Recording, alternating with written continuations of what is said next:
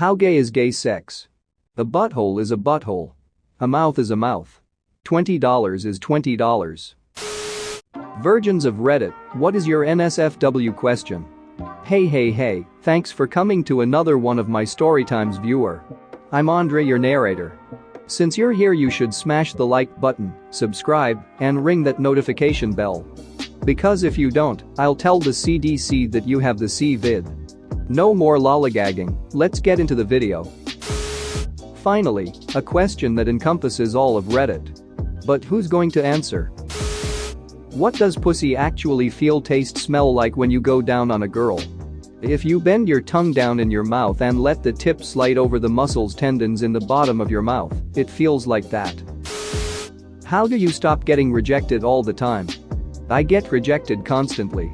Once you realize it isn't personal, they just don't have attraction for you, and you can't really help who you find hot either, you just do.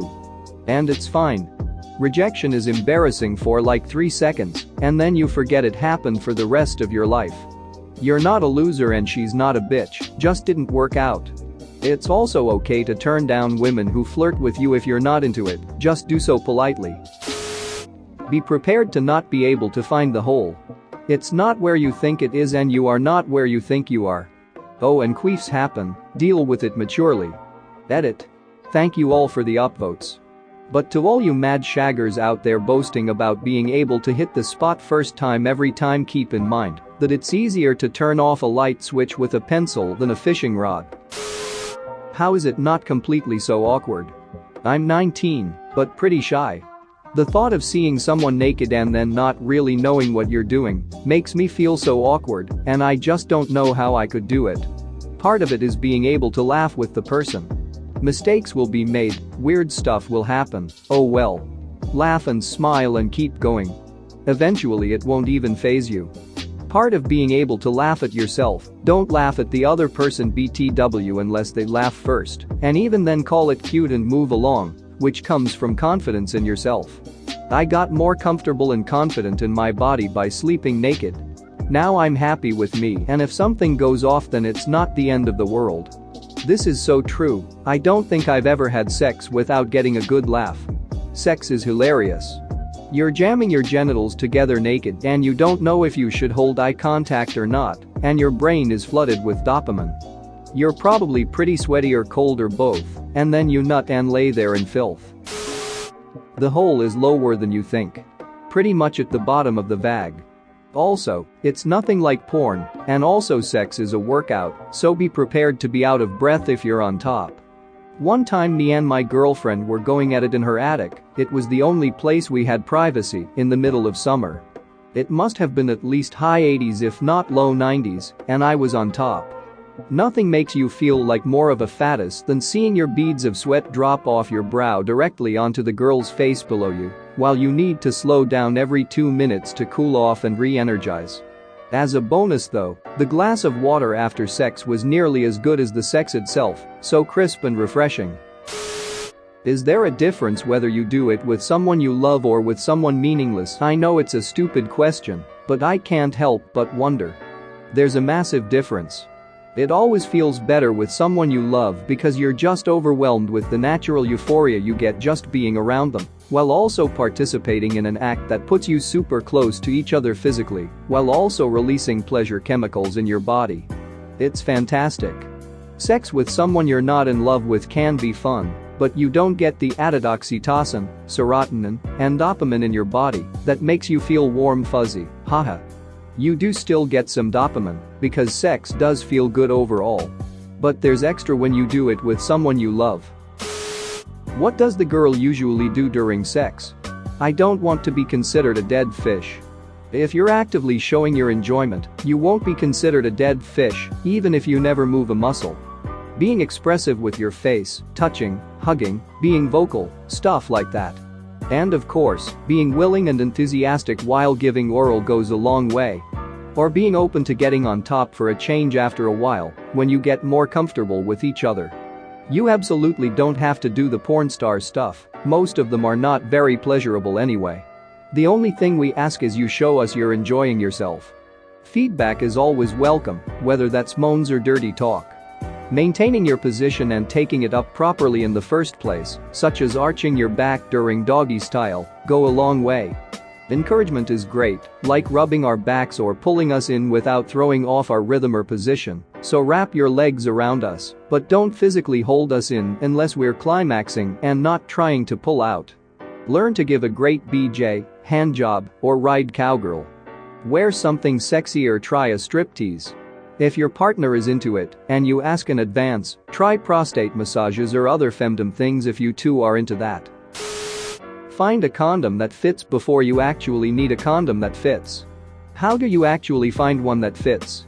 So I'm not a virgin, lost it recently in a relationship, we ducked like 4 or 5 times with the same set of condoms. I really felt like they were too tight, low sensitivity, felt like I couldn't keep it up, red pressure ring, etc. Measured my girth, and it was about 6 or so millimeters thinner than the condom stated on the box. So would I need to go even bigger? Or is it a case of buying a whole bunch of different sizes and testing it? That was probably way TMI, but also. Sorry. Edit. Thanks for all the advice, guys. I don't live in the US or Europe, so no online shipping for me. But I will definitely take some of the other advice into account. Thanks again. And just to clarify, I did mean 4 or 5 condoms out of the same box. Well, technically 2 different boxes, but same size, so whatever. Is it true that if you do not use it, you lose it? Yes. My ex lost his virginity to me when he was 22, I lost my virginity to him too. He didn't find vaginal sex stimulating enough because he was too used to masturbating in a very specific way with his hand, using a crazy amount of grip.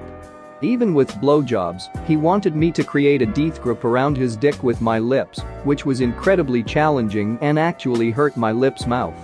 Since nothing stimulated him, he literally couldn't keep an erection. He ended up preferring porn over sex. Poor guy had erectile dysfunction in his early 20s. It was hell for me, and after being patient with him for 3 years, we broke up after he cheated on me. My conclusion? Duck staying a virgin until you find the right person. Instead, practice sex with the wrong people so you can give the right person what they deserve when you finally meet them. Edit. The responses are a bit overwhelming, and thanks for the gold. Perhaps my conclusion is wrong, but I'm anecdotally basing it on my own experience of guys I dated later. I had 2 more boyfriends after that relationship, both of whom had a lot of previous sexual experience. One of them is my current fiancé. I can't express how important healthy sex is to a relationship and how much I appreciate my fiancé for his selflessness in the bedroom. I do think that I'm reaping the benefits of what he learned in his past. Edit 2. To those asking how he cheated, over time he was able to keep and maintain an erection. It took a long time and patience to get there, but even then a full erection was very rare for him. I think he cheated to improve his self-esteem. How the duck did you do it? My personal experience. 1. I was fat and very awkward when I was younger, but I was always pretty funny, so I had that as a plus. 2. I lost a good amount of weight to where I looked normal in clothes, even though I wasn't confident about my body under the clothes cause I was still what's often called skinny fat. 3. Started lifting weights for pretty much just personal reasons, wanted to look good and be muscular. 4. This helped my confidence a butt, and it didn't take long for me to look a good bit better, but nowhere near jacked or anything, and still had a lot of belly and thigh fat. 5. When I joined an organization at my new school, I had some mystery factor and a lot of girls had some interest in me, but I was still unequipped. 6. Controversial step. I started doing LSD, and after the first time I pretty much immediately stopped caring what people thought because I realized I was pretty awesome and definitely not worse than my peers like I had thought before. 7. After that my outward confidence was pretty much unbreakable, and I had many girls that would be totally willing to have sex with me. Confidence is really the key. 8. I never had sex with any of them because I ended up thinking most of them were pretty whack upon spending any time with them. I also still felt a bit uncomfortable with the idea of undressing cause I knew I looked better with clothes on than off. 9. I met my girlfriend in this organization and we had sex eventually. She was less comfortable getting naked than me, even though her body was always way better than mine. With time though, neither one of would be at all embarrassed to be naked in front of each other. My tips. If dating a girl who's also a virgin and you haven't had sex, you shouldn't be pushy about it, because for a lot of people it's a really sensitive. Just progress slowly and have fun. Just getting naked with someone and touching each other is also fun, so don't rush toward penetration if the time's not right. Definitely start lifting and having a regular fitness regimen, so when the time comes you'll have less to be uncomfortable about. Thanks for watching. What did you think of the story time? Let me know in the comments below.